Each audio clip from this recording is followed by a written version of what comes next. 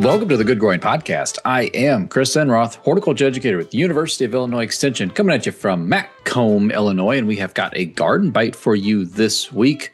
It is the most wonderful time of the year. You know what I'm talking about, killing honeysuckle. And right now is a great time to be slaying that honeysuckle because it is the only green thing that seems to be left in our understory, easy to see, and it is still susceptible to a lot of our treatments. This week in the video, I demonstrate not only what we did last year, what was hand pulling some of the little honeysuckle, but also chemically treating the stumps of cut honeysuckle. Enjoy.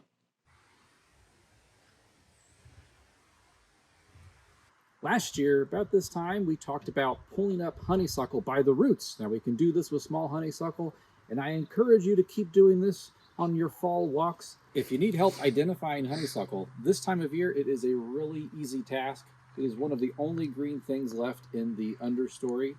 Another interesting thing that helps in identifying honeysuckle is the leaf tip is acuminate, which means it comes to a point that almost looks like as if someone took a piece of clay and pinched it with their fingers and pulled on it. The other thing to know about honeysuckle and identifying it is that it has a hollow pith or inner stem. But what happens if the honeysuckle is too big to pull up? Let's come over here. So if you have a plant that is too big to pull out of the ground yourself, you're going to need some tools to help you. You can use loppers, you can use a saw, or I use a sawzall. Or you could use a nice handy dandy little electric chainsaw as well. Now for a bush honeysuckle this large, you can't pull this up. And if we would cut it, we would just have to come back and cut it over and over and over again until we exhaust the root system. This is when we employ another tool, herbicide.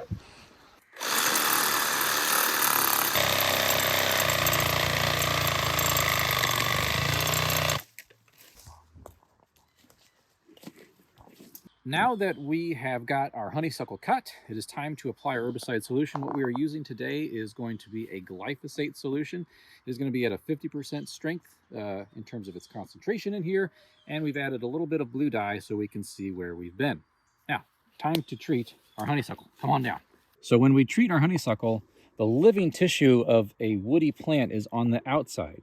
So we use our applicator here, which is pretty much just like a foam envelope sealer, and we just apply to the outside. There's no reason to apply to the center of the stump because there's no tissue in there to absorb it. So that we have our blue dye in there, so we know we've been here before. It's also really important that we make this herbicide application within 20 minutes of cutting it, because we don't want the cells to seal off in this location, which would then inhibit the herbicide uptake, which will then take it down to the root system and kill the whole plant. Hopefully we won't have to come back in and cut and treat.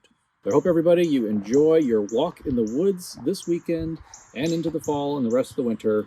Remember, keep slaying that honeysuckle. Well, that was some interesting information about how we can use herbicides to help us in our control of the invasive species bush honeysuckle. And a special thank you to Ben for helping me record that. I'm not quite sure what filter he put on the video there, but it was a little glowy there for some of it. Well, but anyway, thank you, Ben.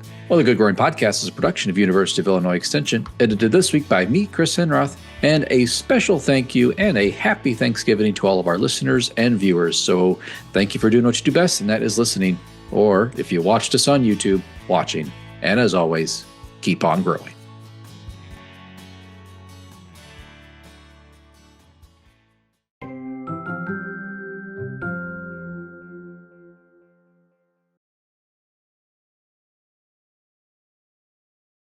If you need help in identifying honeysuckle about this time of year in mid to late November, oh, that's great. Hi. Just me. Okay. Okay. Is it still recording? Yeah. Okay. Ready? Yeah. We're almost done. I promise we are. It's cold. Are you still recording?